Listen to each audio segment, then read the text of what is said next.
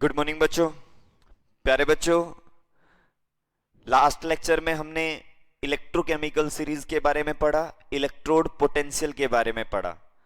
आज का जो हमारा लेक्चर है बहुत अच्छे टॉपिक पढ़ेंगे। आज हम सबसे पहला जो टॉपिक हम पढ़ रहे हैं, तुम्हारा 11th क्लास में भी आया हुआ है, इलेक्ट्रोकेमिकल सेल। आज हम शुरुआत कर रहे हैं इलेक्ट्रोकेमिकल सेल में।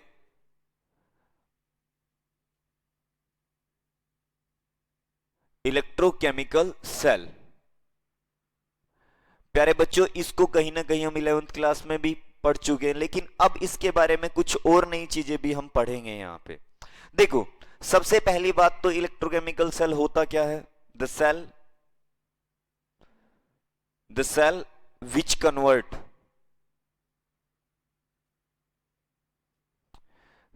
केमिकल एनर्जी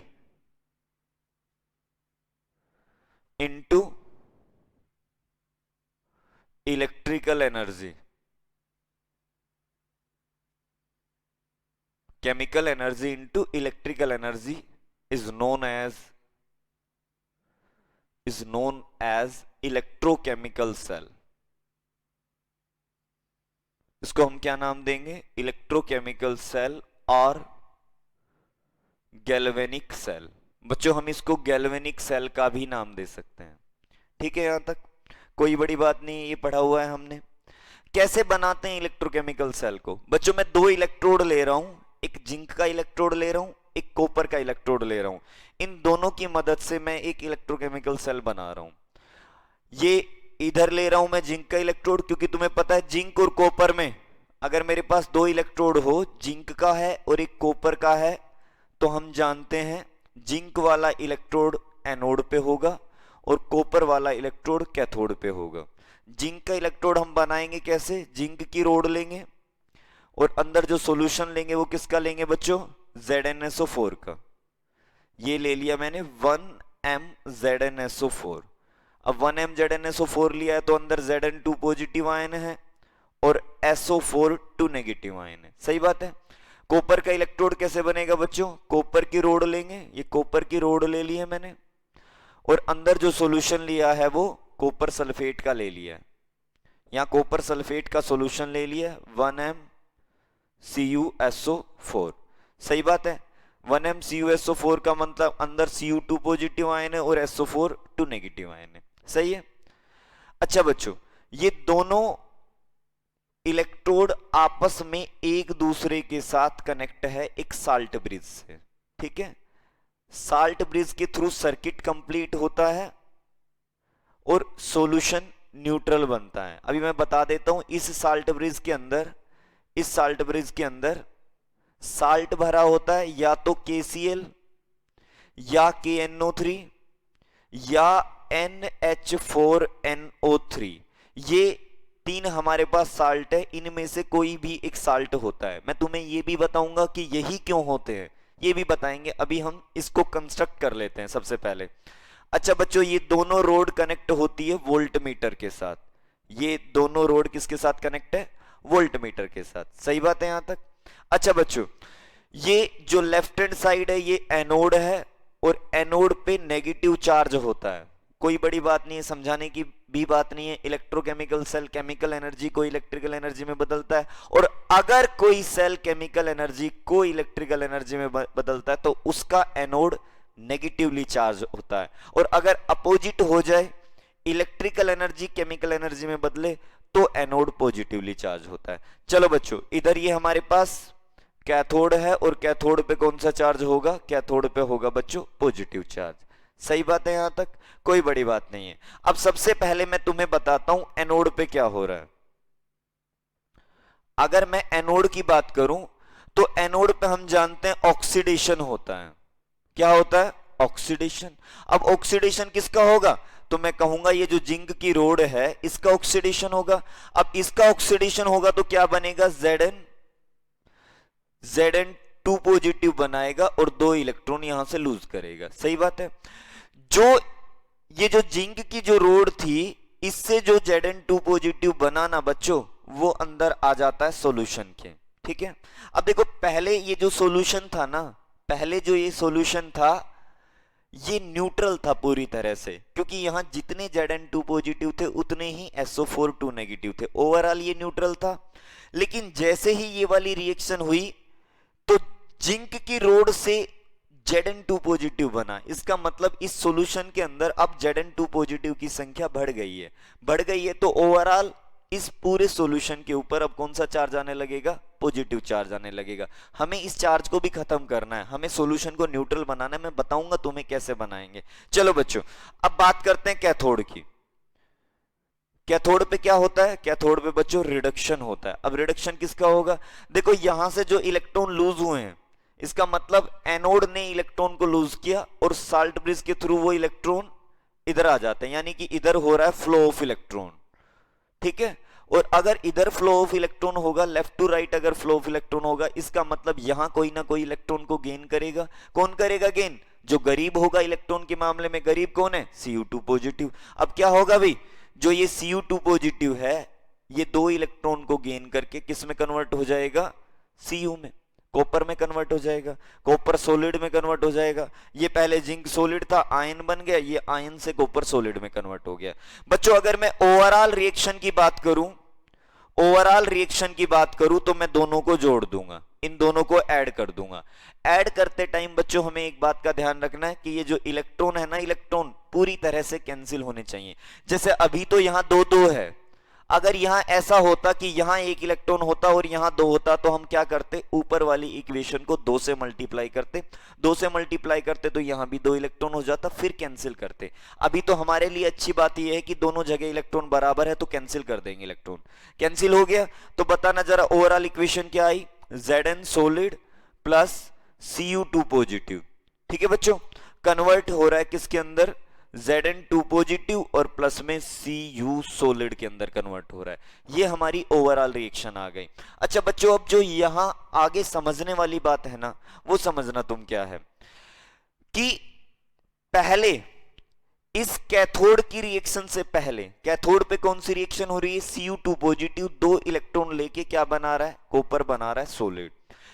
इस रिएक्शन से पहले यहां जितने Cu2 पॉजिटिव थे इस सॉल्यूशन के अंदर उतने ही SO4 2 नेगेटिव थे। इसका मतलब ये जो सॉल्यूशन था इलेक्ट्रिकली न्यूट्रल था।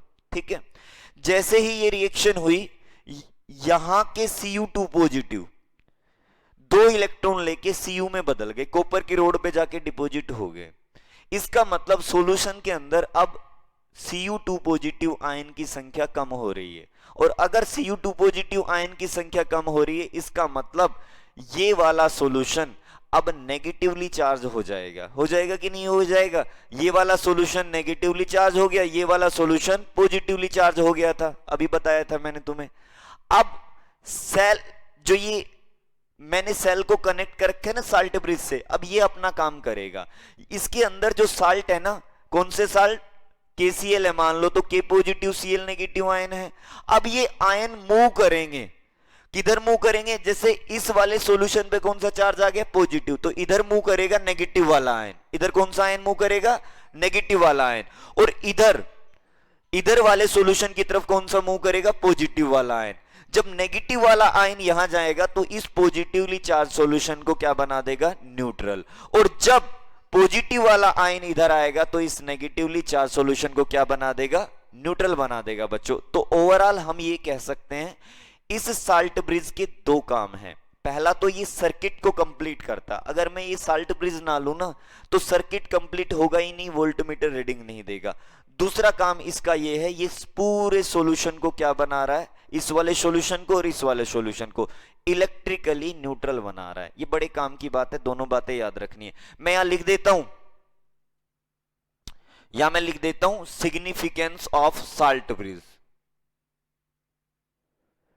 Significance of salt bridge. Salt bridge के क्या सिग्निफिकेंस है? तो मैं कहूंगा पहला, it will make the solution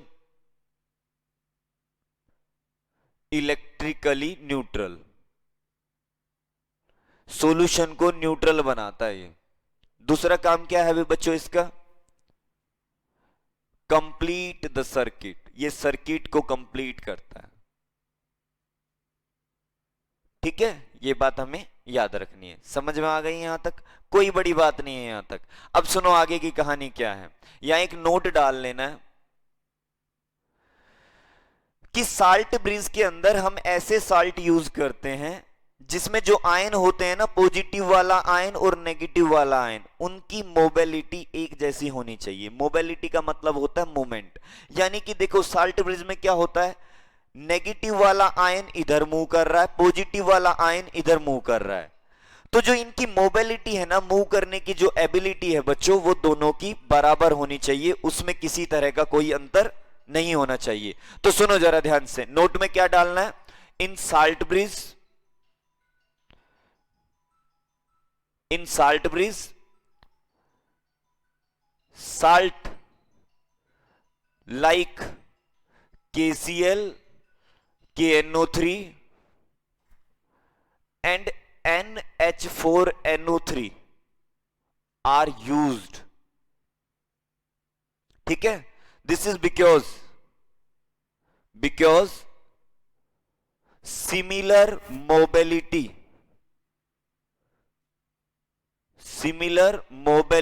of cation and anion, similar mobility of cation and anion।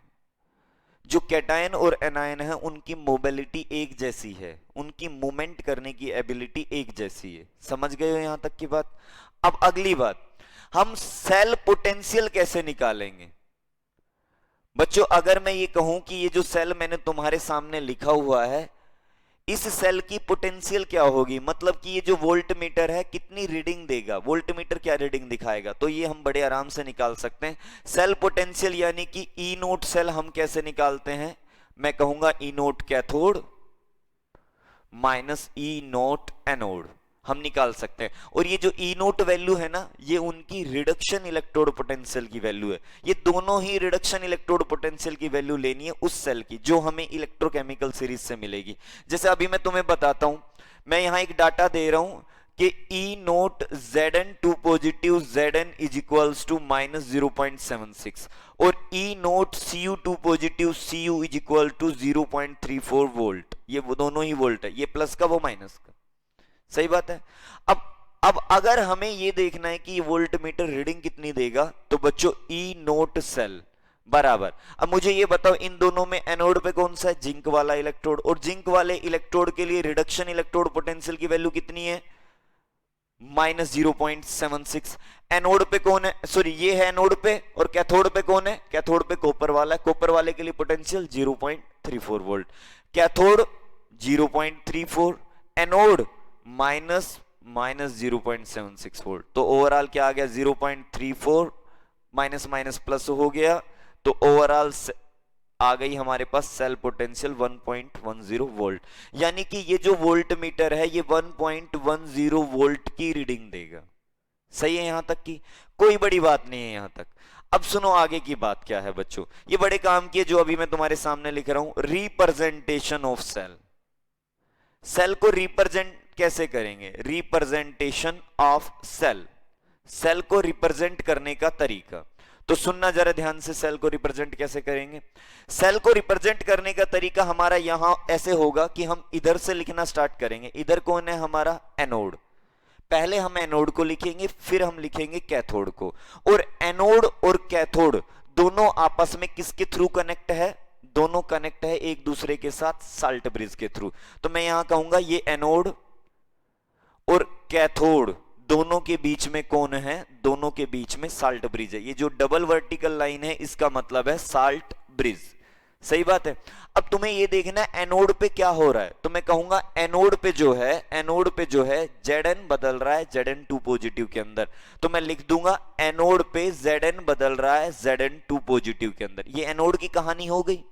अब कैथोड की लिखो, कैथोड पे क्या हो रहा है, कैथोड पे Cu2 पॉजिटिव बदल रहा है Cu के अंदर। तो मैं यहां लिख देता हूं Cu2 पॉजिटिव बदल रहा है Cu के अंदर, और दोनों के बीच में कौन है, साल्ट ब्रिज। सही बात है। ये किसी भी सेल को रिप्रेजेंट करने का तरीका है। बच्चों आगे हम जो पढ़ेंगे इस टॉपिक के बाद नर्नेस्ट इक्वेशन पढ़ेंगे, वहां तुम्हें सेल मिलेगा इस तरीके से रिप्रेजेंट करके लिख देगा। वहां तुम्हें खुद पहचानना है कि ये एनोड है, लेफ्ट हैंड साइड जो होता है वो एनोड होता है, राइट हैंड साइड जो होता है वो कैथोड होता है। और एनोड पे तुम्हें नजर आ रहा है, देखो ऑक्सीडेशन हो रहा है, और यहां क्या हो रहा है, रिडक्शन हो रहा है। सही बात है, यहां तक कोई बड़ी बात नहीं है। अब बच्चों एक अभी मैं जो इसी को आगे जो करा रहा हूं ना, एक बहुत स्पेशल केस करा रहा हूं, बहुत इंपॉर्टेंट है। सीबीएसई में एक बार पूछा भी गया, आज से 2 साल पहले क्वेश्चन पूछा गया, लेकिन वो अपने आप में बेहतरीन क्वेश्चन है। समझना इसको क्या है जो अब मैं तुम्हें समझा रहा हूं।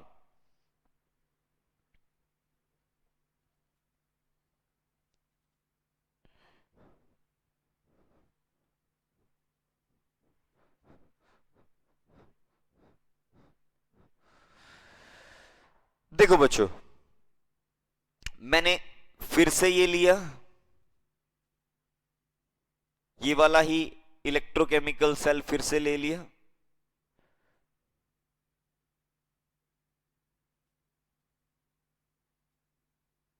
CuSO4 सॉल्यूशन, ये ZnSO4, कॉपर की रोड, पॉजिटिव कैथोड, और ये जिंक की road, negative anode. ZnSO4 solution हो गया, दोनों को कनेक्ट कर रखा है साल्ट ब्रिज के थ्रू। सही बात है। अच्छा, ये दोनों कनेक्ट है वोल्ट मीटर से। दोनों किससे कनेक्ट है, वोल्ट मीटर से। अच्छा, वोल्ट मीटर रीडिंग भी कितनी दे रहा है, वोल्ट मीटर 1.10 की रीडिंग दे रहा है, अभी निकाली भी थी हमने। सही बात है, यहां तक की कोई बड़ी बात नहीं है। अच्छा बच्चों, इसमें इलेक्ट्रॉन का फ्लो ऐसे हो रहा है, ये इलेक्ट्रॉन का फ्लो है। और करंट का फ्लो अगर कोई पूछे ना, करंट का फ्लो इलेक्ट्रॉन के फ्लो के जस्ट अपोजिट है, ये करंट का फ्लो है। ठीक है। अच्छा, अब सुनो ध्यान से जरा, काम की बात क्या है बच्चों। मैंने ये जो इलेक्ट्रोकेमिकल सेल लिया था, इस सेल को कनेक्ट कर दिया एक एक्सटर्नल सोर्स ऑफ वोल्टेज से। ये समझ लो हमने एक बैटरी से कनेक्ट कर दिया इसको, ठीक है। और बैटरी से जो मैं इसको वोल्टेज दे रहा हूं ना, वो है ई एक्सटर्नल, बाहर की पोटेंशियल मैं इसके ऊपर अप्लाई कर रहा हूं। बच्चों ध्यान से समझना, देखो कितना अच्छा केस बन रहा है। ये जो हमारा सेल है ना, इसका काम क्या है, इसके अंदर केमिकल रिएक्शन होती है, और उस केमिकल रिएक्शन से वोल्ट मीटर रीडिंग देता है। यानी कि अगर मैं इसी को दूसरी लैंग्वेज में कन्वर्ट करूं, तो केमिकल एनर्जी जो है वो बदलती है इलेक्ट्रिकल एनर्जी के अंदर। सही बात है। अब क्या हो रहा है, अब मैं ऊपर से इलेक्ट्रिकल एनर्जी सप्लाई कर रहा हूं। अब बच्चों ऊपर से अगर मैं इलेक्ट्रिकल एनर्जी सप्लाई करूंगा, तो कहीं ना कहीं हमारा जो सेल काम कर रहा है, ऊपर की पोटेंशियल उसको अपोज करेगी। और देखो अपोज करने वाले ही काम है। पहले देखो एनोड नेगेटिवली चार्ज था, और इधर अब ये पॉजिटिवली चार्ज वाला एनोड आ गया, क्योंकि अब उल्टा काम हो रहा है। इलेक्ट्रिकल एनर्जी केमिकल एनर्जी में बदलेगी, और जब इलेक्ट्रिकल एनर्जी केमिकल एनर्जी में बदलती है ना, तो एनोड पॉजिटिवली चार्ज होता है। अब बच्चों कहानी में जो बदलाव आया है वो क्या आया है, सेल को कनेक्ट कर दिया एक एक्सटर्नल सोर्स ऑफ वोल्टेज से। तो बताओ सेल रिएक्शन पे क्या इफेक्ट पड़ेगा। तो बच्चों सेल रिएक्शन पे जो इफेक्ट पड़ेगा ना, वो डिपेंड करता है कंडीशन के ऊपर कि इस ई एक्सटर्नल की वैल्यू क्या है। अभी मैं तुम्हें यहां लिख देता हूं एक line, if cell is connected with external source of voltage, then following three condition या three observation are carried out। हमारे सामने 3 ऑब्जर्वेशन होगी, हम 3 चीजें ऑब्जर्व करेंगे। क्या कि भाई ऐसा हो सकता है इफ ई एक्सटर्नल, जो ई एक्सटर्नल की जो वैल्यू है वो हमारी सेल पोटेंशियल से कम हो। यानी कि ये जो सेल रीडिंग दे रहा था ये ई नोड सेल है, ठीक है। अब इस ई नोड सेल को टक्कर देने वाला आ गया ऊपर ई एक्सटर्नल, आ गया है ना। अब ई एक्सटर्नल जो ऊपर से आ रही है वो हमारी ई नोड सेल से कम है।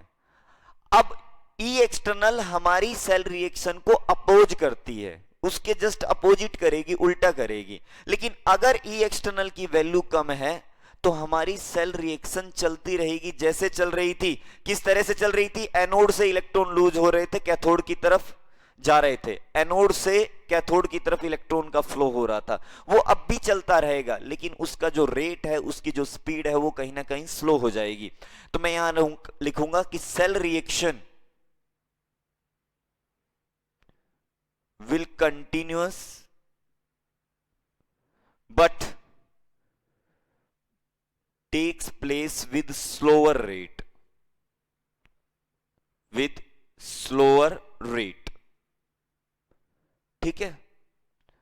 अगली बात, if E external is equals to E naught cell, अगर इन दोनों की वैल्यू बराबर हो जाए तो, यानी कि ई नोट सेल को जो टक्कर दे रहा है ना, जो अपोज कर रहा है, उसकी वैल्यू और इसकी वैल्यू दोनों बराबर हो जाए तो क्या होगा? तो मैं कहूंगा उस टाइम पे ये जो सेल है ये वर्क करना बंद कर देगा। तो मैं यहां लिखूंगा सेल रिएक्शन स्टॉप, और इस कंडीशन में सेल वर्क नहीं करेगा। अगली condition, if E external is greater than E naught cell.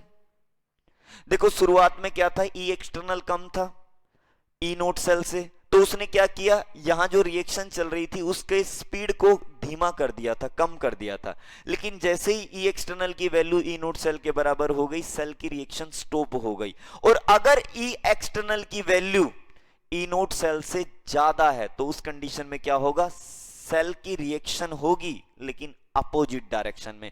पहले क्या हो रहा था, एनोड से कैथोड की तरफ इलेक्ट्रॉन का फ्लो हो रहा था, अब कैथोड से एनोड की तरफ इलेक्ट्रॉन का फ्लो होगा, क्योंकि अपोज करने वाली जो पोटेंशियल है वो ज्यादा है, तो सेल अपोजिट डायरेक्शन में वर्क करने लगेगा। तो मैं यहां कहूंगा reaction takes place in opposite direction, in opposite direction, opposite direction में रिएक्शन होने लगेगी। तो बच्चों ये कुछ स्पेशल केस थे, और याद रखना है तुमने, इस बात को याद रखना है। वो कई बार इस तरीके से भी दे देगा कि भाई ये वाली पोटेंशियल 1.10 से ज्यादा है, ठीक है, इस वाले सेल के केस में जिंक और कॉपर का इलेक्ट्रोड लेके। अब देखो हम निकालते हैं ना, ये वाली वैल्यू तो हमने निकाली भी है, कितनी आई थी? 1.10 आई थी। और अगर ये वाली पोटेंशियल जो बाहर से मैं अप्लाई कर रहा हूं 1.10 से ज्यादा है तो हमारा सेल अपोजिट डायरेक्शन में काम करने लगेगा। सही बात है बच्चों। तो बच्चों देखो ये हमारा था इलेक्ट्रोकेमिकल सेल। अभी जो मैंने पढ़ाया इलेक्ट्रोकेमिकल सेल पढ़ाया तुम्हें, और इस इलेक्ट्रोकेमिकल सेल से तुम्हारे सामने कई बार क्वेश्चन आ जाते हैं बोर्ड एग्जाम में, इसको अच्छे से कर लेना है। लेकिन बच्चों अब जो हमारा नेक्स्ट टॉपिक है, जो अब हम पढ़ने वाले हैं ना, वो बड़ा काम का टॉपिक है, बहुत इंपॉर्टेंट टॉपिक है, नर्नेस्ट इक्वेशन का। देखो बच्चों अगला जो टॉपिक है हमारा वो है नर्नेस्ट इक्वेशन, बहुत इंपॉर्टेंट टॉपिक है, अच्छे से समझना है। और तुमने ये नर्नेस्ट इक्वेशन ये समझ लो, इलेक्ट्रोकेमिस्ट्री का ये सबसे इंपॉर्टेंट टॉपिक है। यहां से न्यूमेरिकल 100% बनेगा, और केवल बोर्ड एग्जाम में नहीं, आईआईटी में भी न्यूमेरिकल बनता है, यहां से नीट में भी न्यूमेरिकल बनता है। अच्छा बहुत इंपॉर्टेंट टॉपिक है, याद रखना। अब सबसे पहली बात तो ये जो नर्नेस्ट इक्वेशन है ये हमारे कहां काम आएगी, हमारी कैसे हेल्प करेगी। देखो बच्चों अभी तक जो हम सेल पोटेंशियल निकाल रहे थे ना, उसके लिए जो हम इलेक्ट्रोड ले रहे थे उसमें सॉल्यूशन 1 m ले रहे थे, यानी कि सॉल्यूशन की मोलरिटी हम कितनी ले रहे थे? 1। अगर मैं सॉल्यूशन की मोलरिटी 1 m से अलग ले लेता हूं, चाहे वो 0.2 m लू मैं या 2 m लू, 1 m से अलग ले ली अगर मोलरिटी मैंने, एक से कोई दूसरी वैल्यू अगर ले ली है, तो उस टाइम पे हम वैल्यू कैसे निकालेंगे सेल पोटेंशियल की, वो डाटा देता है हमें नर्नेस्ट इक्वेशन। समझना नर्नेस्ट इक्वेशन क्या है। सबसे पहले बच्चों थर्मोडायनामिक्स से हम एक बात जानते हैं, फ्रॉम थर्मोडायनामिक्स। थर्मोडायनामिक्स से हम क्या जानते हैं? डेल जी जो होता है ना, गिब्स फ्री एनर्जी, वो बराबर होता है del G naught plus R T L N Q. ठीक है, डेल जी और डेल जी नोट में ये रिलेशन होता है। डेल जी नोट क्या है? Standard Gibbs free energy change. बच्चों जिसके ऊपर नोट लग गया इसका मतलब वो स्टैंडर्ड कंडीशन पे लिया हुआ है, और स्टैंडर्ड के अलावा जो कुछ भी बच गया ना उस पे गिब्स फ्री एनर्जी क्या है? डेल जी। स्टैंडर्ड कंडीशन तो तुम जानते हो, मोलरिटी सॉल्यूशन की एक ले ली और टेम्परेचर 25 डिग्री सेल्सियस ले लिया। बच्चों अब आगे की बात सुनो, यहां डेल जी है गिब्स फ्री एनर्जी चेंज बोल सकते हैं इसको। अच्छा, डेल जी नोट क्या है? Standard Gibbs free energy. अच्छा, आर तो तुम जानते हो, आर की वैल्यू 8.314 है जूल पर केल्विन पर मोल। अच्छा, यहां टी टेम्परेचर है, हम जानते हैं टी क्या है? टी टेम्परेचर है, और टेम्परेचर हमेशा केल्विन में लेना है। सही है। क्यू क्या है? क्यू एक इंपॉर्टेंट टर्म है यहां पे। क्यू होता है बच्चों रिएक्शन क्यूशेंट, और ये हमने 11th क्लास में भी पढ़ा था। रिएक्शन क्यूशेंट बराबर होता है प्रोडक्ट की कंसंट्रेशन अपॉन रिएक्टेंट की कंसंट्रेशन। सही बात है। तो भाई ये हमारे पास डाटा आ गया ओवरऑल, कौन सी चीज क्या है वो हमने बता दिया। अब हम एक फॉर्मूला जानते हैं, क्या? As we know del G is equals to minus N F E cell. ये फॉर्मूला तो हम जानते हैं, अभी पढ़ा भी था हमने इलेक्ट्रोकेमिकल सीरीज में। और डेल जी नोट जो होगा ना, स्टैंडर्ड गिब्स फ्री एनर्जी, वो किसके बराबर होगा? N F E naught cell. उस टाइम हम सेल पोटेंशियल को भी स्टैंडर्ड कंडीशन में ले लेंगे। बच्चों ये वाली दोनों वैल्यू उठा के मैं पुट कर रहा हूं इस वाली इक्वेशन में। पुट कर दूंगा तो देखो क्या आ गया, minus N F E cell बराबर minus N F E naught cell, और प्लस में R T L N Q क्या होता है? Product upon reactant. सही बात है, यहां तक कोई बड़ी बात नहीं है। अब मैं क्या कर रहा हूं, पूरी इक्वेशन को माइनस एन एफ से डिवाइड कर रहा हूं, divide by minus N F both side, दोनों साइड माइनस एन एफ से डिवाइड कर रहा हूं, कोई इफेक्ट नहीं पड़ेगा। बताओ जरा क्या बचा? माइनस एन एफ से डिवाइड किया तो ये बच गया ई सेल। ई सेल बराबर ये क्या बचा? ई नॉट सेल, क्योंकि माइनस एन एफ से डिवाइड करेंगे तो माइनस एन एफ कैंसिल हो जाएगा। इसको अगर मैं माइनस एन एफ से डिवाइड करूंगा तो प्लस का है, ये माइनस लग जाएगा, साइन माइनस, और ये R T divide by n F, और एल एन प्रोडक्ट अपॉन में रिएक्टेंट। सही बात है, यहां तक कोई बड़ी बात नहीं है भाई। देखो यहां तक समझ में आ रहा है ना पूरा पूरा। अच्छा, अब सुनो आगे की कहानी क्या है। बच्चों देखो हमने कहां तक ड्राइव कर लिया?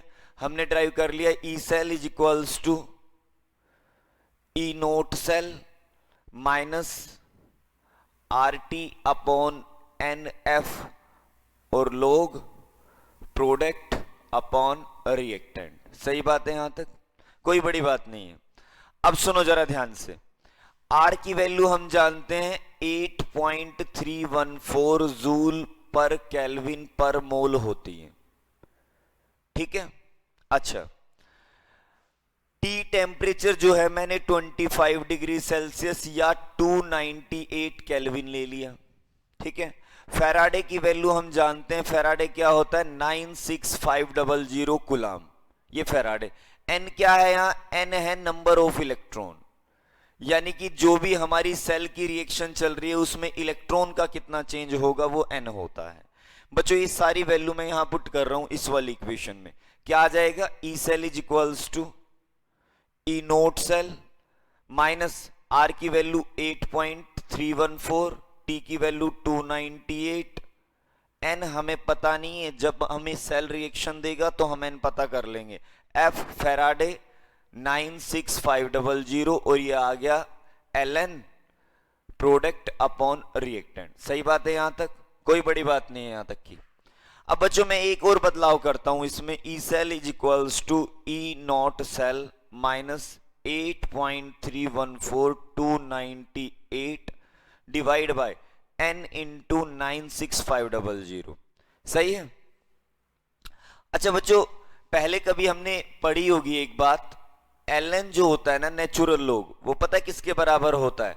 2.303 log 10, इसके बराबर होता है। नेचुरल लोग जो होता है, नेचुरल लोग बराबर होता है 2.303 लोग, जो नॉर्मल लोग हम मानते हैं वो। अगर नेचुरल लोग को हमें नॉर्मल लोग में बदलना है जिसका बेस 10 होता है, तो हमें 2.303 से मल्टीप्लाई करना पड़ेगा।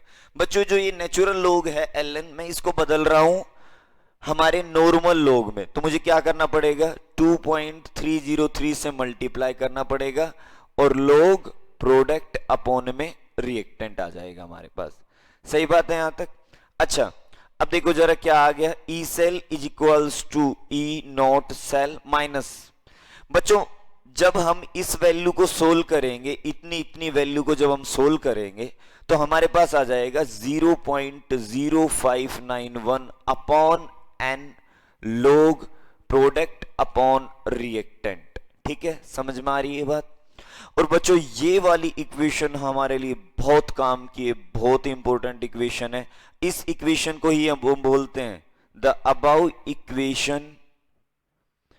About equation is known as Nernst equation. इसी को हम बोलते हैं नर्नेस्ट इक्वेशन। अब पता है, मैं तुम्हें एक बात बता देता हूं, तुम्हारा डेरिवेशन नहीं आएगा पेपर में, ये ड्राइव करना नहीं आएगा। ड्राइव तो मैंने सिखाया है कि हमने किया कैसे इसको। इसके ऊपर न्यूमेरिकल पूछे जाएंगे और बहुत अच्छे अच्छे न्यूमेरिकल पूछे जाएंगे तुम्हारे से। अब मैं देखो एक छोटा सा एग्जांपल लेता हूं। मान लो मैंने इलेक्ट्रोकेमिकल सेल कंसिडर कर लिया। क्या कंसिडर कर लिया? Electrochemical cell.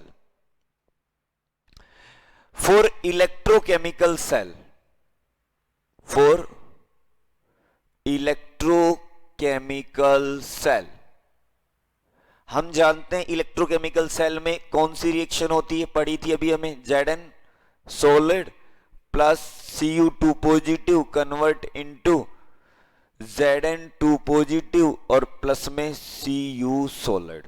ये इक्वेशन हो रही है। ठीक है। अब बच्चों अगर मैं तुमसे यहां कहूं कि एनोड की रिएक्शन क्या है, तो हम कहेंगे एनोड पे जिंक बदलता है Zn2 पॉजिटिव के अंदर, पढ़ा भी था हमने। तो कुछ ऐसी रिएक्शन होती है, Zn बदल रहा होता है Zn2 पॉजिटिव और प्लस के 2 इलेक्ट्रॉन। सही बात है।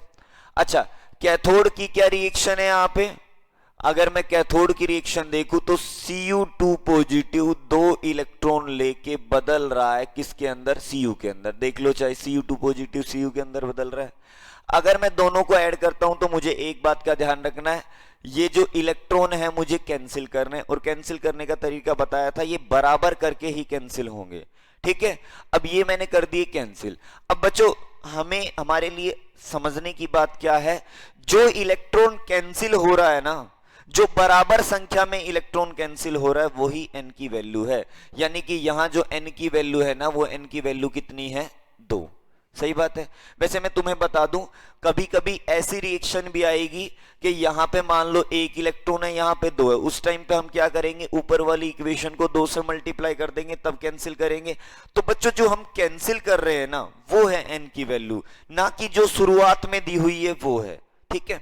चलो अब सुनो जरा, ओवरऑल इक्वेशन क्या आ गई मेरे पास? ओवरऑल इक्वेशन आ गई Zn plus Cu2 positive convert into Zn2 positive और प्लस में Cu। ये हमारी ओवरऑल इक्वेशन यही थी।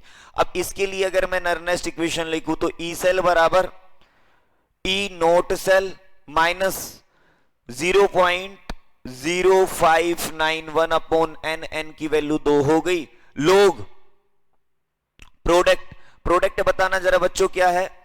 Zn2 पॉजिटिव और Cu डिवाइड बाय क्या है अभी हमारे पास? Zn और ये Cu2 पॉजिटिव, ये हमारे पास है प्रोडक्ट, ये रिएक्टेंट। सही है। अच्छा अब हमें यहां एक और बात ध्यान रखनी है, क्या? For pure Zn and Cu, pure zinc और कॉपर के लिए जो सॉलिड फॉर्म में है, अकेले हैं, उनके लिए कंसंट्रेशन जो होती है ना, कंसंट्रेशन इज 1, उनके लिए हमेशा कंसंट्रेशन 1 होती है, हमेशा। अगर कोई भी अपनी प्योर फॉर्म में है तो उसकी कंसंट्रेशन हमेशा 1 माननी है, और ये पहले भी पढ़ा था हमने 11th क्लास में। चलो अब देखना जरा क्या आ गई, ई सेल बराबर E naught cell minus 0.0591 upon N log, क्या आया अभी बताओ जरा, Zn2 पॉजिटिव, इसकी तो 1 हो गई, इसकी भी 1 हो गई, डिवाइड बाय Cu2 पॉजिटिव। अब बच्चों पता है क्या होगा, जब न्यूमेरिकल आएगा ना तो तुम्हें इस Zn2 पॉजिटिव की वो वैल्यू दे देगा, इस Cu2 पॉजिटिव की वैल्यू दे देगा, मतलब कंसंट्रेशन दे देगा। ई नोट सेल हम निकाल लेंगे, ई नोट सेल तो हमें आता है, ई नोट कैथोड माइनस ई नोट एनोड, कैथोड और एनोड के लिए पोटेंशियल दे देगा। हमें तो क्या निकालना है, हमें निकालनी है बस ई सेल की वैल्यू, सेल पोटेंशियल जिस भी कंसंट्रेशन पे वो हमारे से निकलवा रहा है उस पे निकाल देंगे। अभी यहां पे समस्या वाली बात सुनो क्या है, कि यहां पे लोग की वैल्यू सोल्व करनी पड़ेगी, यहां हमें लोग सोल्व करना पड़ेगा, लोग की कैलकुलेशन करनी पड़ेगी। वो कैसे करेंगे वो भी मैं तुम्हें बताऊंगा, अभी यहां तक का तुम्हें नोट कर लेना है। बहुत इंपॉर्टेंट इक्वेशन है बच्चों, नर्नेस्ट इक्वेशन, एक दो न्यूमेरिकल भी सोल्व करेंगे हम 1 बाय 1। इसको साफ कर देता हूं मैं। देखो बच्चों, नर्नेस्ट इक्वेशन के न्यूमेरिकल सोल्व करने से पहले हमें सबसे पहले क्या करना पड़ेगा, लोग की वैल्यू हमें निकालनी आनी चाहिए। और लोग की वैल्यू हम लोग टेबल से भी निकाल सकते हैं, लेकिन उसमें बहुत ज्यादा टाइम लगता है, हम डायरेक्ट निकालना सीखेंगे। हालांकि मैंने 11th क्लास में भी सिखाया था बच्चों को, लेकिन फिर भी अगर किसी बच्चे को नहीं आता है, जो नए बच्चे ऐड हुए हैं वो सीख सकते हैं। देखो, लोग की वैल्यू निकालने के लिए हमें 3 फॉर्मूला याद रखने हैं। लोग m इंटू एन बराबर होता है लोग m प्लस लोग n, सही है। लोग m बाय n बराबर होता है लोग m माइनस लोग n, ठीक है। और लोग m की पावर x बराबर होता है x लोग m। बच्चों इन 3 फॉर्मूला से हम जितने भी वैल्यूज होती है लोग में वो सारी निकाल सकते हैं। कैसे, देखना जरा, कुछ वैल्यू हमें याद रखनी पड़ेगी, जैसे लोग 1 की वैल्यू हमें याद रखनी है, लोग 1 की वैल्यू होती है 0, और हमें लोग 10 की वैल्यू याद रखनी है, लोग 10 की वैल्यू होती है 1, ये भी हमें याद रखनी है, ठीक है। इसके बाद हमें एक ये वैल्यू याद रखनी है लोग 2 बराबर होता है 0.3010, ठीक है। लोग 3 हमें याद रखना पड़ेगा, लोग 3 होता है 0.4771, ठीक है बच्चों। अब आगे की जो वैल्यू है वो हम बड़े आराम से निकाल सकते हैं फॉर्मूला का यूज करके। देखो कैसे, हमें लोग 4 की वैल्यू निकालनी है बच्चों, देखो कैसे निकाल सकते हैं। अब मैं एक फॉर्मूला बनाता हूं, फॉर्मूला क्या बना रहा हूं मैं, 4 को मैं ऐसे लिख सकता हूं 2 का स्क्वायर, लिख सकता हूं ना। अब 2 का स्क्वायर लिखा, लोग 2 का स्क्वायर, तो देखो बच्चों ये फॉर्मूला बन गया लोग m की पावर x। m कौन हो गया यहां 2, x कौन हो गया 2। तो अब सोल्व कैसे करेंगे, x को डाउन कर लेंगे, x आगे आ गया, इसका मतलब 2 लोग 2। अब लोग 2 की वैल्यू तो 0.3010 होती है, तो ओवरऑल लोग 4 की वैल्यू आ गई 0.6020, सही बात है। अब ऐसे ही बच्चों लोग 5 की वैल्यू निकालते हैं, लोग 5 बराबर क्या हो जाएगा, लोग 5 को हम ऐसे लिख सकते हैं लोग 10/2। अच्छा, कोई भी बच्चा ऐसे नहीं लिखेगा लोग 5 को 4 + 1 ना, ऐसे नहीं लिखना है, इस तरीके से नहीं लिखना है। हमें या तो उसको प्रोडक्ट की फॉर्म में लिखना है, या वो कोई डिविजिबल फॉर्म में हो उस फॉर्म में लिखना है। अब 5 को मैं 10/2 लिख सकता हूं। अब फॉर्मूला बन गया देखो m/n, यानी कि या तो हमें m × n में लाना है, या m/n में लाना है, या m की पावर x में लाना है। इन 3 फॉर्म में हमें लाना है उसको, ठीक है। अब देखो मैं क्या ले आया, m/n में ले आया। अब इसको मैं ओपन करता हूं तो क्या हो जाएगा, लोग 10 माइनस लोग 2, 10 की वैल्यू हम जानते हैं 1, और लोग 2 की वैल्यू 0.3010, ये दोनों हम जानते हैं यहां से, ठीक है। तो बच्चों सोल्व किया तो क्या आया 0.6990, सही बात है। अच्छा, अगर मुझे लोग 6 की वैल्यू निकालनी है तो बच्चों देखो लोग 6 की वैल्यू कैसे निकाल सकते हैं। 6 को हम क्या लिख सकते हैं, या तो हमें m × n की फॉर्म में लिखना है इसको, या m बाय n या m की पावर x। तो बच्चों मैं log 6 को ऐसे लिख सकता हूं log 3 इंटू 2, 3 इंटू 2 लिख सकता हूं ना, log 3 इंटू 2, और 3 इंटू 2 का मतलब m इंटू n, सही बात है। तो ये क्या हो गया log 2 प्लस log 3। अब log 2 की वैल्यू 0.3010, 3 की वैल्यू 0.4771, ऐड करो जरा क्या आया 1 और 7, ये 8 हो गया, ये 7 और 0 7 हो गया, और ये 7 हो गया, 0.7781 log 7। अब बच्चों एक बात बताओ, 7 को क्या हम m into n, m by n या m की पावर x की फॉर्म में लिख सकते हैं? नहीं लिख सकते। इसका मतलब हम इसकी वैल्यू इन फॉर्मूला का यूज करके नहीं निकाल सकते log 7 की वैल्यू।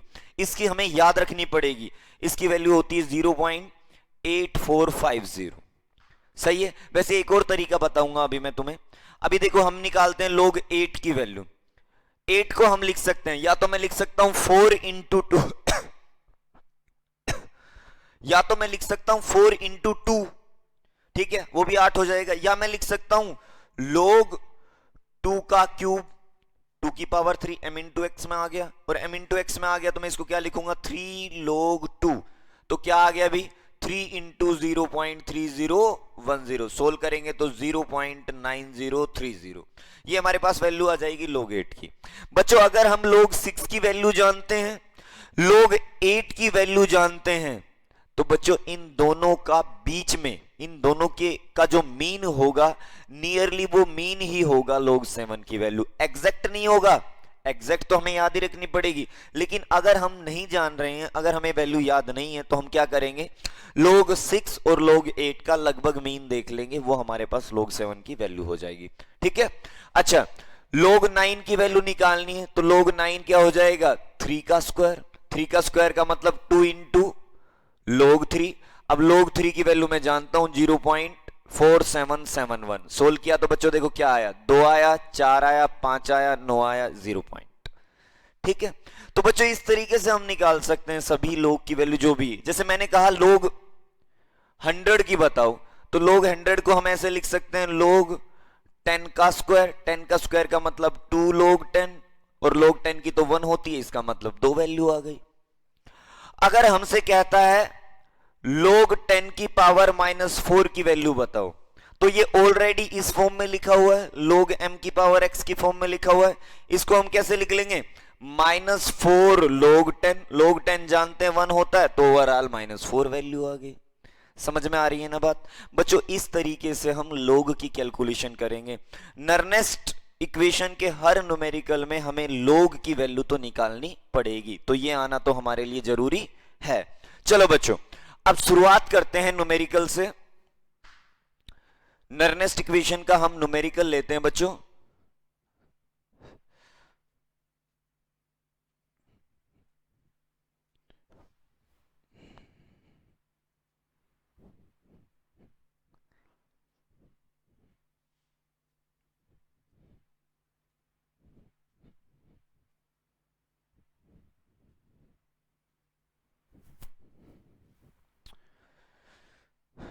चलो देखना जरा, एक न्यूमेरिकल लेते हैं नर्नेस्ट इक्वेशन के ऊपर। न्यूमेरिकल दिया हुआ है अभी, determine cell potential of following cell at 298 kelvin. Temperature दे दिया 298 केल्विन। सेल क्या दिया हमें Zn2 पॉजिटिव, कंसंट्रेशन दे दी 0.1 m। Cu2 पॉजिटिव की कंसंट्रेशन दी 0.01 m, और ये Cu। ठीक है बच्चों। और हमें एक डाटा और दिया हुआ है E0 Zn2 पॉजिटिव, Zn बराबर -0.76 वोल्ट, और E0 Cu2 पॉजिटिव, Cu बराबर 0.34 वोल्ट। ये डाटा और दिया हमें। अब बच्चों ये जो न्यूमेरिकल दिया हुआ है, हमें हमसे सेल पोटेंशियल पूछी है। अब तुम कहोगे कि सर सेल पोटेंशियल तो E0 सेल होती है, वो हम बड़े आराम से निकाल देंगे। लेकिन बच्चों सेल पोटेंशियल पूछी है, कंसंट्रेशन देखो ये दे रखी है, इसका मतलब कंसंट्रेशन 1m से अलग है। तो हमसे ई नोट सेल नहीं पूछा, ई सेल पूछा है। ठीक है, नो ई नोट सेल तो तब होता जब इन दोनों की कंसंट्रेशन हम 1m लेते, तो हम ई नोट सेल निकाल देते झट से, कोई बड़ी बात नहीं है। अब ये कैलकुलेशन हम कैसे करेंगे बच्चों? सबसे पहली बात तो तुम्हें न्यूमेरिकल में एक बात याद रखनी है। देखो कि लास्ट में जो हमें वो ई नोट Zn2 पॉजिटिव Zn दे रहा है, जिंक इलेक्ट्रोड के लिए जो पोटेंशियल दे रहा है और कॉपर इलेक्ट्रोड के लिए जो पोटेंशियल दे रहा है, बच्चों एक बात फिट कर लेनी है दिमाग में कि हमें वो रिडक्शन इलेक्ट्रोड पोटेंशियल की वैल्यू दे। क्योंकि हम अभी तक जो भी चीजें पढ़ते आ रहे हैं, मैंने जब इलेक्ट्रोकेमिकल सीरीज पढ़ाई तो वहां भी मैंने ये कहा था कि हम स्टैंडर्ड रिडक्शन पोटेंशियल के बारे में पढ़ रहे हैं। या तो हमें स्टैंडर्ड रिडक्शन पोटेंशियल देखनी है या फिर ऑक्सीडेशन पोटेंशियल, और हम किसको लेके चल रहे थे? स्टैंडर्ड रिडक्शन पोटेंशियल को लेके चल रहे थे। तो बच्चों एक बात यहां तुम्हें देख लेनी है कि ये जो वैल्यू दी हुई हो ना तुम्हें, ये स्टैंडर्ड रिडक्शन पोटेंशियल की वैल्यू दी हुई हो।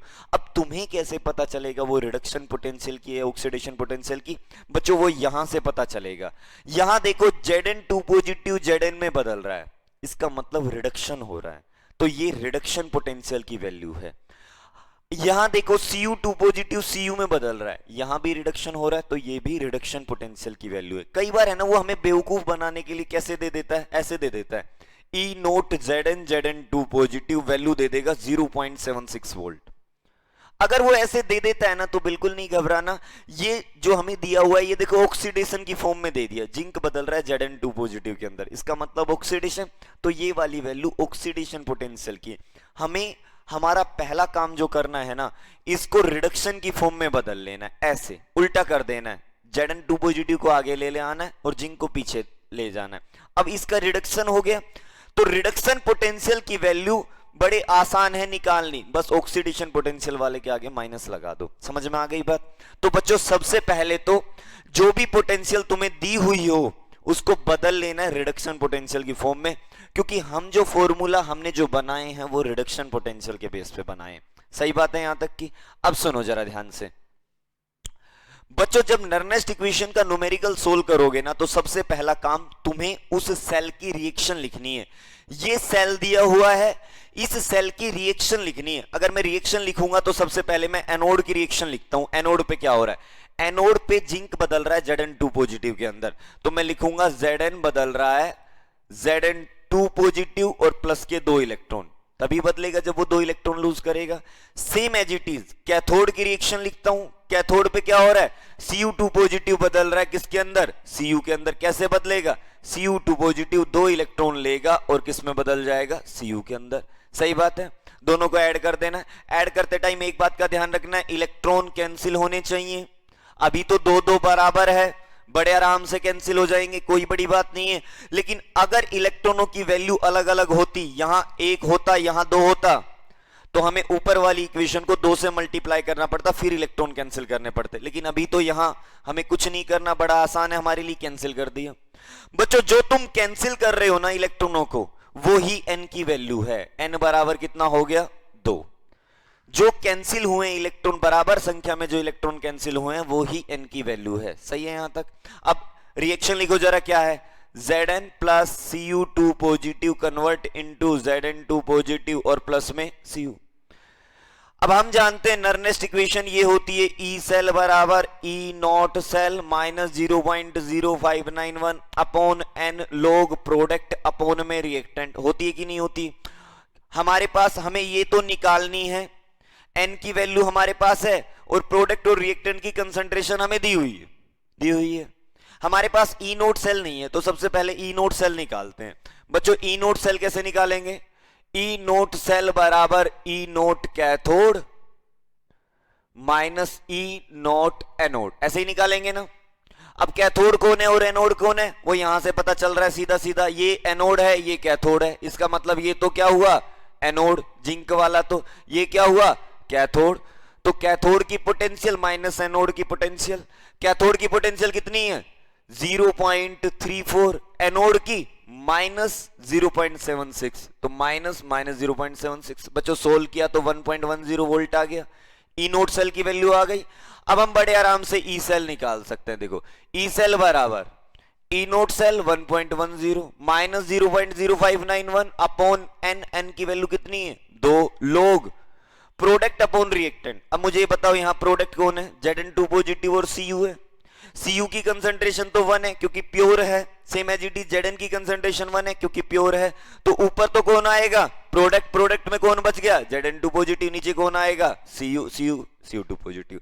और बच्चों इनकी पावर भी होती है, अगर यहां Zn की संख्या 1 है तो पावर 1, और यहां Cu2 पॉजिटिव की भी संख्या 1 है तो पावर 1। अगर 2 होती इनकी संख्या, यहां पे मोल 2 होते तो पावर भी 2 चली जाती। ठीक है यहां तक। अच्छा ई सेल बराबर देखो क्या आ गया, ई सेल बराबर 1.10 माइनस 0.0591 अपॉन 2 लोग Zn2 पॉजिटिव की कंसंट्रेशन 0.1, Cu2 पॉजिटिव की 0.01 है कि नहीं। तो बताना जरा मेरे पास क्या आया, E cell is equals to 1.10 minus 0.0591 upon 2 log. बच्चों इसको सोल्व करते हैं, इसको मैं 1/10 लिख सकता हूं और इसको 1/100 लिख सकता हूं। 100 चला जाएगा ऊपर, 10 नीचे, कैंसिल हो जाएगा तो बच गया हमारे पास 10 केवल। ठीक है, तो 1.10 माइनस 0.0591 बाय 2 लोग 10 की वैल्यू तो 1 होती है, खत्म हो गया ये तो। यहां पे कैंसिल करता हूं, देखो 0.0 2 पे गया, 9 पे गया, 5 पे गया, तो ये हमारे पास आ गया 1.10 माइनस 0.0295, तो ये लगभग आ जाएगा 1.07 वोल्ट। ये हमारे पास आंसर आ गया। समझ में आ रही है ना बात बच्चों। इस तरीके से नर्नेस्ट इक्वेशन के न्यूमेरिकल सोल्व करने हैं। अभी हम एक और न्यूमेरिकल लेते हैं, उससे और क्लियर होगा, अच्छे से क्लियर हो जाएगा हमारे पास।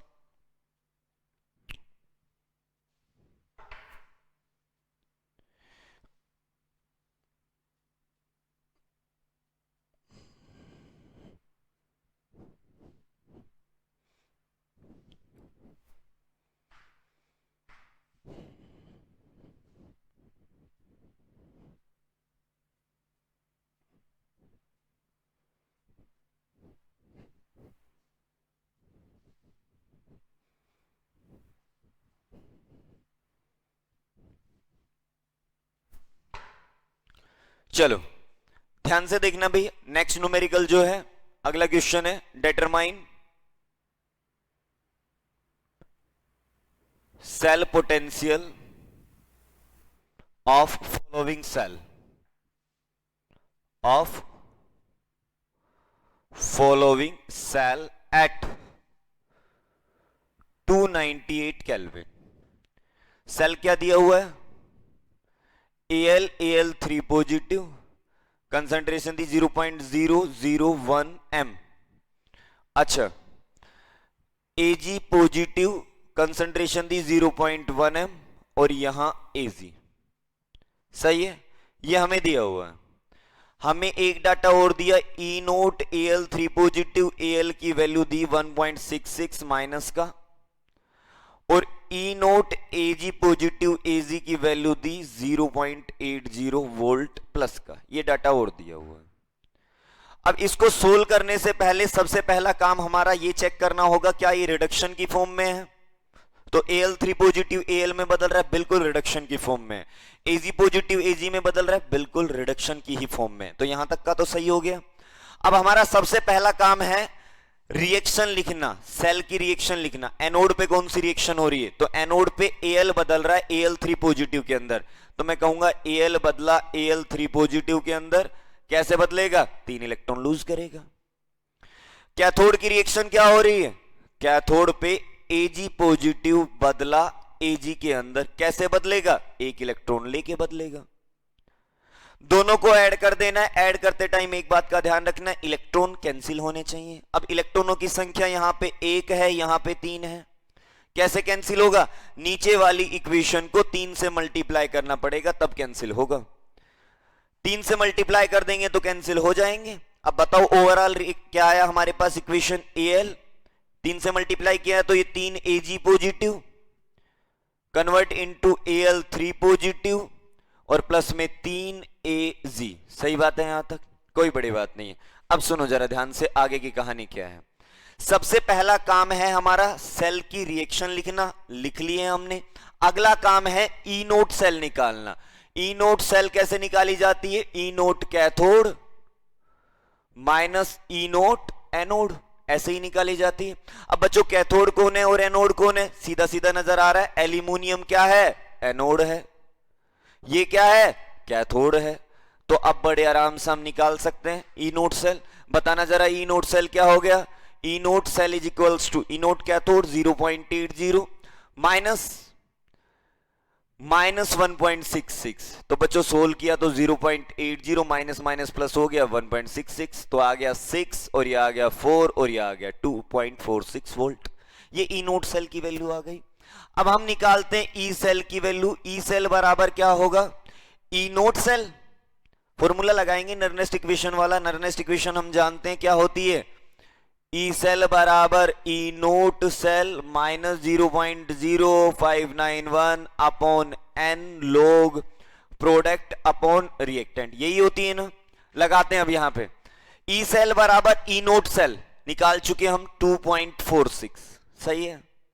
अच्छा आगे क्या हुआ है? Minus 0.0591 upon n. अब बताना n की वैल्यू क्या है? जो कैंसिल हुए हैं इलेक्ट्रॉन वो n की वैल्यू है, इसका मतलब n की वैल्यू है 3। 3 दोनों कैंसिल किए हमने, तो यहां लिखा मैंने 3 लोग प्रोडक्ट अपॉन रिएक्टेंट। बताना जरा यहां प्रोडक्ट क्या है?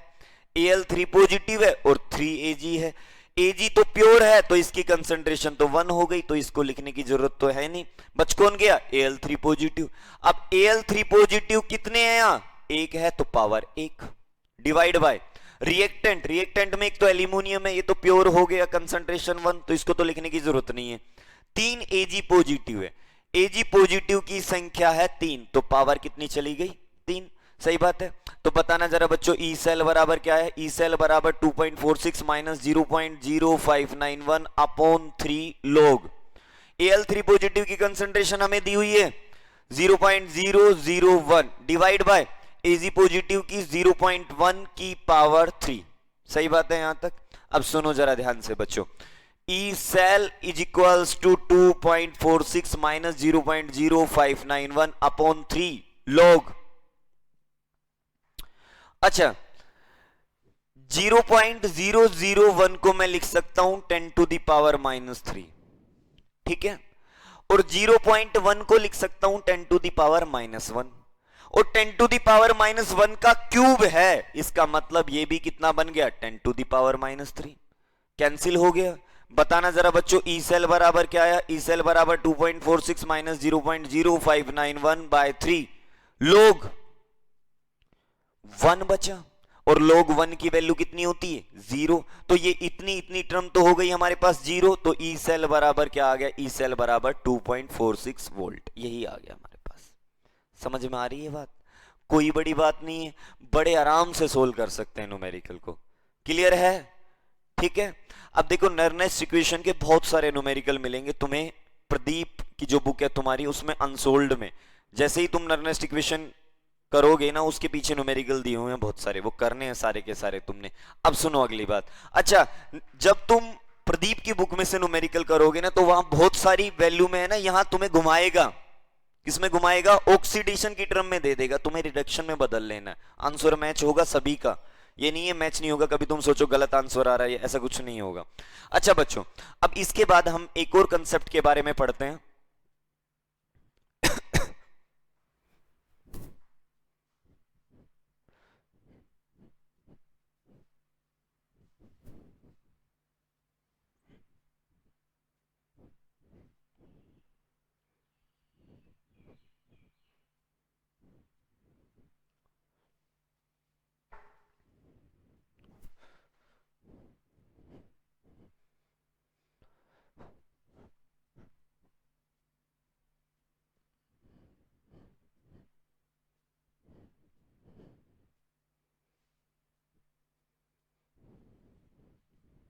देखो जरा ध्यान से, नेक्स्ट जो है वो है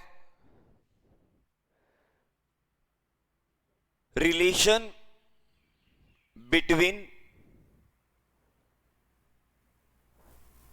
cell potential and equilibrium constant, equilibrium constant, relation between cell potential and equilibrium constant. बच्चों ये बड़े काम का टॉपिक है, आजकल यहां से भी न्यूमेरिकल पूछे जाते हैं, जैसे नर्नेस्ट इक्वेशन की कहीं ना कहीं ये एक एप्लीकेशन है। अब सुनना जरा ध्यान से, ये अब हमें देखना है इक्विलिब्रियम रिएक्शन के लिए। बच्चों हम जानते हैं इक्विलिब्रियम कांस्टेंट जो होता है ना, वो इक्विलिब्रियम रिएक्शन के लिए ही निकाला जाता है। मैंने क्या मान लिया, लेट अस कंसीडर, ध्यान से समझना, let us consider an equilibrium cell reaction. हमने एक इक्विलिब्रियम सेल रिएक्शन कंसीडर कर ली, ठीक है। क्या कंसीडर कर ली हमने, इक्विलिब्रियम सेल रिएक्शन यही ले ली, Zn plus Cu2 positive, equilibrium में है, इधर बन रहा है Zn2 पॉजिटिव और इधर बन रहा है Cu। सही बात है, हो गया यहां तक। अब सुनो आगे की बात क्या है। अगर ये इक्विलिब्रियम रिएक्शन है तो इसका Q क्या होता है, प्रोडक्ट अपॉन रिएक्टेंट। Q क्या होता है, प्रोडक्ट अपॉन रिएक्टेंट। वो जो Q होगा ना वो K के बराबर होगा। इक्विलिब्रियम रिएक्शन की खास बात यही होती है कि K जो निकाला जाता है ना, प्रोडक्ट अपॉन रिएक्टेंट, वो K के बराबर ही होता है। इक्विलिब्रियम कांस्टेंट बराबर क्या होता है, प्रोडक्ट की कंसंट्रेशन अपॉन रिएक्टेंट की कंसंट्रेशन। यानी कि इक्विलिब्रियम रिएक्शन के लिए Q बराबर क्या होगा, K। यहां तक की बात क्लियर है। एक और बात, for equilibrium reaction, for equilibrium reaction del G is equals to 0। ये बड़े काम की बात है, हम जानते हैं, पढ़ा हुआ है हमने 11th क्लास में।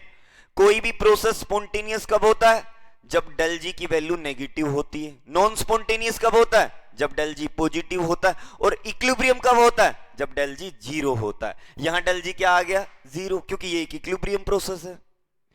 अब डेल G तो होता है, डेल G तो होता है माइनस NFe सेल, होता कि नहीं होता है। N होता है नंबर ऑफ इलेक्ट्रॉन, जो कि कभी 0 नहीं होगा। F फैराडे 96500, ये भी 0 नहीं होता। इसका मतलब डेल G को 0 बनाने वाला कौन है, E सेल है कि नहीं। इसका मतलब इक्विलिब्रियम रिएक्शन के लिए E सेल भी किसके बराबर होता है, 0 के बराबर। बड़े काम की बात है ये वाली भी। देखो बच्चों, दो चीजें हमने लिखी, इक्विलिब्रियम रिएक्शन के लिए डेल G 0 होता है, E सेल 0 होता है। अब हम जानते हैं, as we know, Nernst equation is E cell is equals to E naught cell minus 0.0591 upon N log product upon reactant। सही बात है, ये होती है नर्नेस्ट इक्वेशन।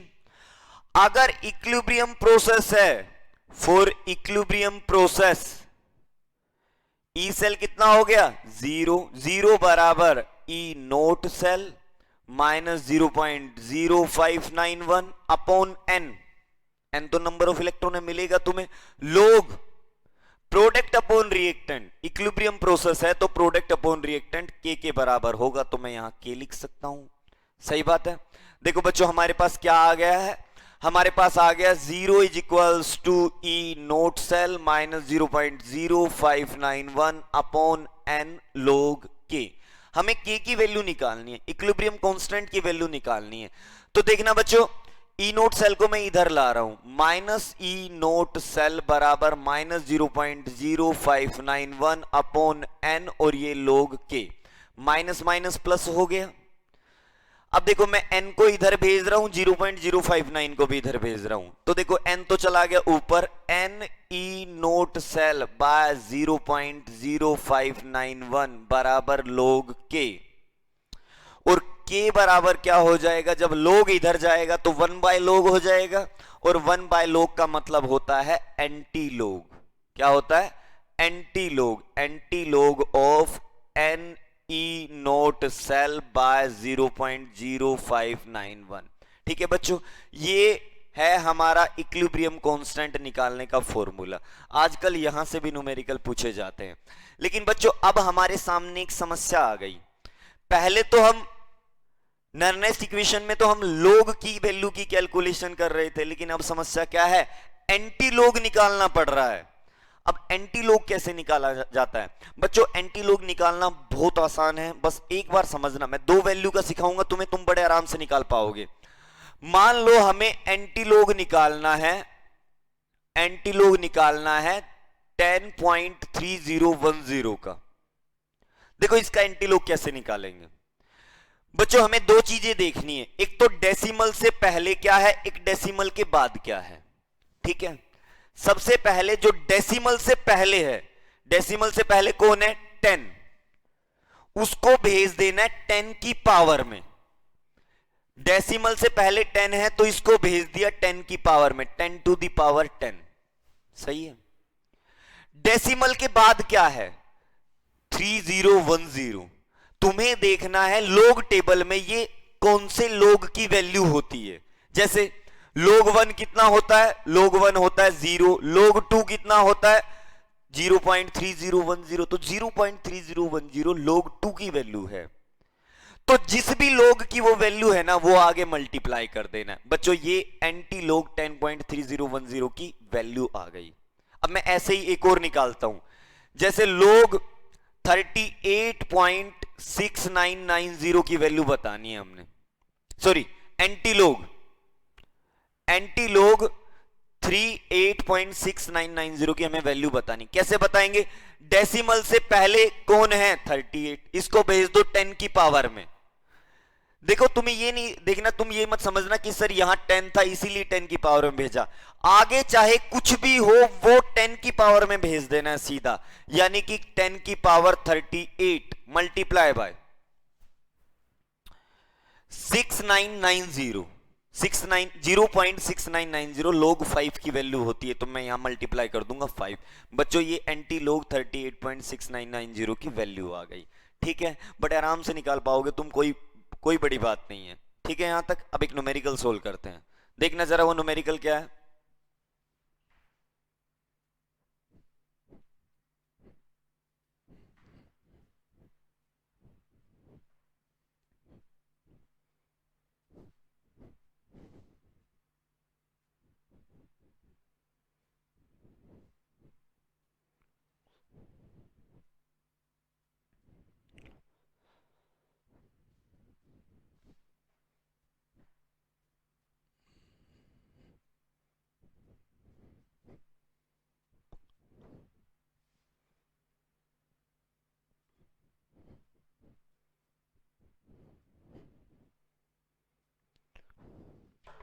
देखो बच्चों हमारे से कहा, क्वेश्चन जो दिया, determine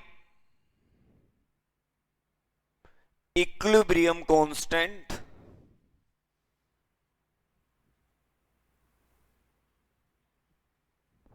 for the following cell.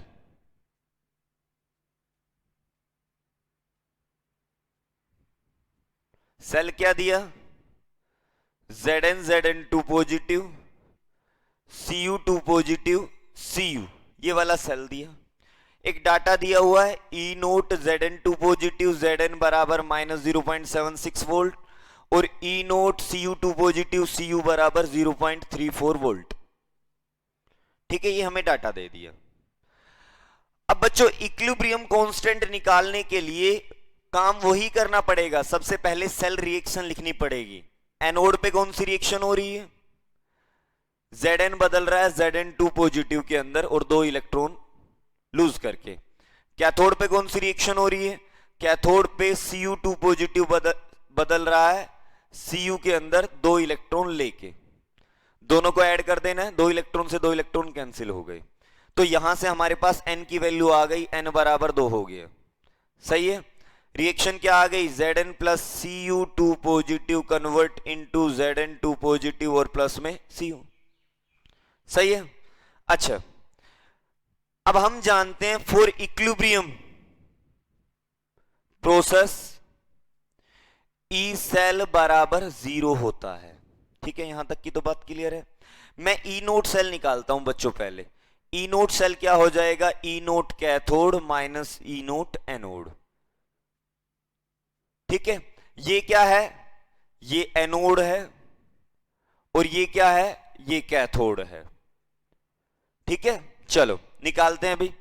E naught cell क्या आ जाएगा, ई नोट सेल बराबर कैथोड 0.34 माइनस माइनस 0.76, ऐड किया तो 1.10 वोल्ट आ गया। अब नरनेस्ट इक्वेशन में पुट करते हैं वैल्यू। नरनेस्ट इक्वेशन क्या होती है, ई सेल बराबर, ई सेल की वैल्यू तो 0 हो गई, E naught cell 1.10 minus 0.0591 upon N, N 2 हो गया, एन की वैल्यू 2 है। और यहां लोग प्रोडक्ट अपॉन रिएक्टेंट, और इक्विलिब्रियम रिएक्शन के लिए प्रोडक्ट अपॉन रिएक्टेंट क्या होता है, के। बच्चों इसको मैं इस साइड ले गया, माइनस 1.10 बराबर माइनस 0.0591 अपॉन 2 log के, माइनस माइनस प्लस हो गया, ये ऊपर मल्टीप्लाई हुआ 1.10 मल्टीप्लाई बाय 2 डिवाइड बाय 0.0591 और ये बराबर log के। बताना जरा के बराबर क्या आ गया, के बराबर आ गया anti log of 1.10 into 2 divide by 0.0591। तो बच्चों के बराबर आ गया, इसको जब सोल्व करेंगे तो ये आएगा एंटी log ऑफ 37.22। ठीक है, इसको जब सोल्व करेंगे तो लगभग इतना ही आएगा, और देख लेना तुम जितना आता है। अब हमें इसकी वैल्यू निकालनी है, एंटी log ऑफ 37.22। अब बच्चों एक बात सुनो, हमें क्या देखना है, डेसिमल से पहले क्या है 37, तो उसको तो 10 की पावर में भेज देना है, 10 टू दी पावर 37। सही है। अब डेसिमल के बाद क्या है, 0.22 है वो। अब वो कौन से log की वैल्यू होती है, हम जानते हैं log 1 तो होता है 0 और log 2 होता है 0.3010। अब 0.22 कौन से log की वैल्यू होगी, तो हम कहेंगे log 2 से पहले। अब log 2 से पहले ये लगभग होगा 1.6, नियरली लिख देना तुमने, अगर तुम 1.7 में लिख दोगे तो भी गलत नहीं है। ठीक है, ये हमारे पास किसकी वैल्यू आ गई, k बराबर 1.6 इंटू 10 टू द पावर 37, ये हमारे पास इक्विलिब्रियम कांस्टेंट की वैल्यू आ गई। बच्चों तुम्हें इक्विलिब्रियम कांस्टेंट के न्यूमेरिकल अलग से दूसरे टॉपिक में मिलेंगे, वो भी तुम्हें करने हैं। समझ में आ गई बात, चलो इसको साफ कर देते हैं।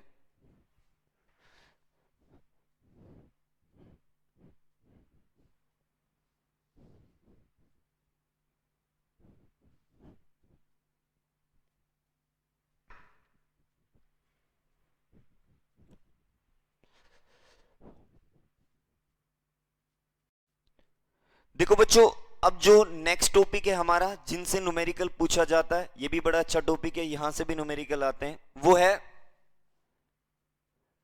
Gibbs free energy and maximum work done. Gibbs free energy and maximum work done. बच्चों यहां से भी न्यूमेरिकल पूछा जाता है। अभी यहां से क्या न्यूमेरिकल पूछा जाता है, कैसे पूछा जाएगा, वो अभी हम देखेंगे। देखो बच्चों, हम एक बात जानते हैं, as we know del G is equals to minus N F E cell, ये बात तो हम जानते हैं। अगर मैं तुमसे कहूं कि स्टैंडर्ड गिव्स फ्री एनर्जी कैसे लिखेंगे, स्टैंडर्ड गिव्स फ्री एनर्जी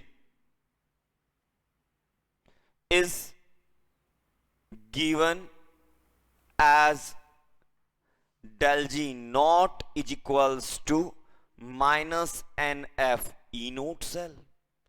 अगर स्टैंडर्ड गिव्स फ्री एनर्जी देखें तो मैं कहूंगा del G naught standard condition में, तो ये हमें E सेल भी स्टैंडर्ड कंडीशन में लेनी पड़ेगी। सही है यहां तक की बात। अब बच्चों कभी हमने 11th क्लास में थर्मोडायनामिक्स में एक डेफिनेशन पढ़ी थी कि गिब्स फ्री एनर्जी होती क्या है। गिब्स फ्री एनर्जी वो एनर्जी होती है जो वर्क डन के लिए चाहिए। The energy required to work done is known as Gibbs free energy। ठीक है। तो बच्चों जो मैक्सिमम वर्क डन होता है ना, डब्ल्यू मैक्सिमम, यानी कि वहां जितना भी वर्क हुआ है वो किसके बराबर होता है? डिक्रीज इन गिव्स फ्री एनर्जी, गिव्स फ्री एनर्जी, वो डिक्रीज इन गिव्स फ्री एनर्जी के बराबर होता है। ठीक है, जितना डिक्रीज होगा गिव्स फ्री एनर्जी में उतना ही वर्क डन होगा। क्योंकि मान लो हमारे पास 10 जूल गिव्स फ्री एनर्जी थी, ठीक है, और 10 जूल से थोड़ी देर में 7 जूल रह गई, इसका मतलब 3 जूल कहां खर्च हो गई? वर्क डन में। तो जो 3 जूल है वो डिक्रीज हुई है ना, तो वर्क डन 3 जूल हुआ वहां। ठीक है, यहां तक की बात। चलो बच्चों अब आगे सुनना, मैं कह सकता हूं डब्ल्यू मैक्सिमम बराबर माइनस डेल जी नोट। जो डिक्रीज इन गिव्स फ्री एनर्जी है वो कैसे लिखूंगा मैं? Minus del G note. Decrease देख रहे हैं ना, इसलिए डेल जी के आगे माइनस लगा दिया। इसका मतलब डब्ल्यू मैक्सिमम हुआ माइनस डेल जी नोट, और डेल जी नोट की वैल्यू होती है ये, तो minus minus N F E naught cell.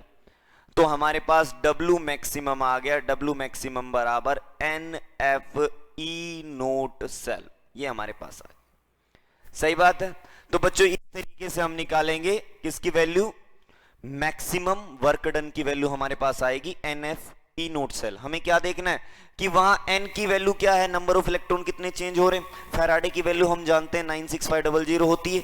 ई नोट सेल क्या है, बड़े आराम से निकाल देंगे बच्चों। मैक्सिमम वर्क डन का तो बड़ा आसान सा क्वेश्चन हो गया, तुम्हें ई नोट सेल निकालना है, बस यहां पुट करना है, आसानी से क्वेश्चन सोल्व हो जाएगा।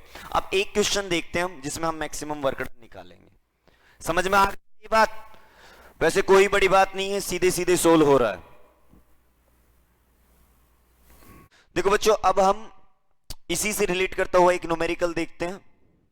क्वेश्चन दिया हुआ है determine equilibrium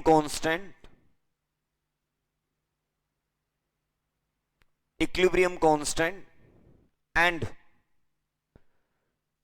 maximum work done for the following cell जो दिया बच्चों हमें दिया ये वाला Mg positive, Ag positive Ag। जो वैल्यू दी हमें इलेक्ट्रोड पोटेंशियल की, मैग्नीशियम के इलेक्ट्रोड की दी -2.36, सिल्वर के इलेक्ट्रोड की 0.80 वोल्ट, ये भी वोल्ट में है। ठीक है, हमारे से दो चीजें पूछी है, एक इक्विलिब्रियम कांस्टेंट पूछा है, दूसरा मैक्सिमम वर्क डन पूछा है। अब सुनो देखो बच्चों, सोल्व करने का सबसे पहला तरीका, सबसे पहले सेल रिएक्शन लिखनी पड़ेगी। सेल रिएक्शन लिखता हूं, एनोड की रिएक्शन लिखता हूं। एनोड पे Mg बदल रहा है Mg2 पॉजिटिव के अंदर, तो 2 इलेक्ट्रॉन लूज करेगा। सही है। कैथोड की रिएक्शन लिखता हूं, कैथोड पे क्या हो रहा है, Ag पॉजिटिव बदल रहा है Ag के अंदर, तो 1 इलेक्ट्रॉन गेन करेगा। ऐड कर देता हूं, ऐड करने के लिए तुम्हें देखो सीधा सीधा नजर आ रहा है, इलेक्ट्रॉन कैंसिल करने हैं, लेकिन यहां 1 है वहां 2 है, तो नीचे वाली इक्वेशन को 2 से मल्टीप्लाई करना पड़ेगा। तो बच्चों यहां n की वैल्यू 2 हो गई ना, नंबर ऑफ इलेक्ट्रॉन 2 आ गए। तो देखो क्या आ गई इक्वेशन हमारी, Mg + 2Ag पॉजिटिव, इलेक्ट्रॉन तो कैंसिल हो गया, कन्वर्ट इनटू Mg2 पॉजिटिव और प्लस में Ag। सही है, यहां तक की बात समझ में आ गई है। अब सुनो आगे इसके बाद क्या है। इसके बाद हम जानते हैं इक्विलिब्रियम कांस्टेंट अगर पूछा है तो ये एक इक्विलिब्रियम रिएक्शन है। ठीक है, और इक्विलिब्रियम कांस्टेंट की कैलकुलेशन बड़ी आसान है, K बराबर होता है एंटीलोग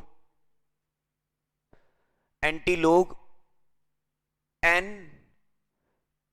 E naught cell divide by 0.0591। अभी हमने इसका फॉर्मूला ड्राइव भी किया था और एक न्यूमेरिकल भी सोल्व करके आ चुके हैं, अब मैंने डायरेक्ट फॉर्मूला लिख दिया।